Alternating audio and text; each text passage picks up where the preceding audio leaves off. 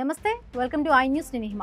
అంతర్జాతీయ క్రికెట్లో అసలైన అరంగేట్రం కాకముందే అందరి దృష్టిని ఆకర్షించిన పాలబుగ్గల బాల క్రికెటర్ వైభవ్ సూర్యవంశీ 10వ తరగతి పరీక్షలకు సిద్ధమవుతున్నాడు. అండర్-19 వరల్డ్ కప్ ముగిసిన వెంటనే ప్రాక్టీస్ ను కూడా పక్కన పెట్టి ప్రస్తుతం పుస్తకాలతో కుస్తీ పడుతూ ఉన్నాడు. ఫిబ్రవరి 17 నుంచి ప్రారంభమయ్యే సిబిఎస్ఈ 10వ తరగతి పరీక్షలకు ప్రిపేర్ అవుతున్నాడు.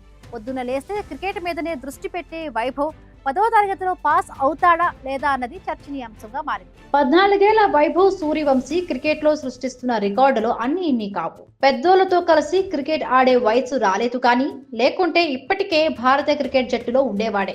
అండర్-19 వరల్డ్ కప్ లో తానేంటో మరొకసారి నిరూపించుకుని ప్లేయర్ ఆఫ్ ద టోర్నమెంట్ గా నిలిచాడు. కండబలంతో బ్యాట్ తో తన సత్తా చూపించిన వైభవ్ ఇప్పుడు బుద్ధి బలంతో పెన్నుతో సత్తా చూపించాల్సిన సమయం వచ్చింది.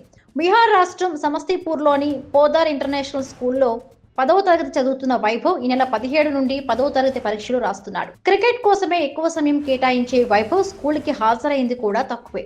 అలాంటి వైభవ్ పరీక్షలు ఎలా రాస్తాడు, పాస్ అవుతాడా లేదా అనేది స్కూల్ టీచర్లు కూడా సరిగ్గా చెప్పలేకపోతున్నారు. తన తోటి విద్యార్థులు మాత్రం వైభవ్ తమతో పాటు కూర్చొని పరీక్షలు రాసే సందర్భం కోసం ఆతృతగా ఎదురు చూస్తున్నారు. పరీక్షలు రాయడానికి స్కూల్ కు వచ్చే వైభవ్ ను చూడడానికి అభిమానులు ఎగబడే అవకాశం ఉండడంతో స్కూల్ వద్ద భారీ బందోబస్తును ఏర్పాటు చేయాలని జిల్లా పోలీసులు నిర్ణయించారు. వైభవ్ కు కూడా ప్రత్యేక రక్షణ కల్పించనున్నారు. వైభవ్ పరీక్ష రాసే గది ముందు కూడా పోలీసుల పహారా ఉంటుంది. పరీక్ష గదిలో మాత్రం వైభవ్ కు ప్రత్యేక ఏర్పాట్లు ఉండవు. మిగతా పిల్లల మాదిరిగానే పరీక్షలు రాయాల్సి ఉంటుంది. అయితే వైభవ్ 10వ తరగతిలో పాస్ అవుతారా లేదా అనే చర్చ కూడా నడుస్తోంది.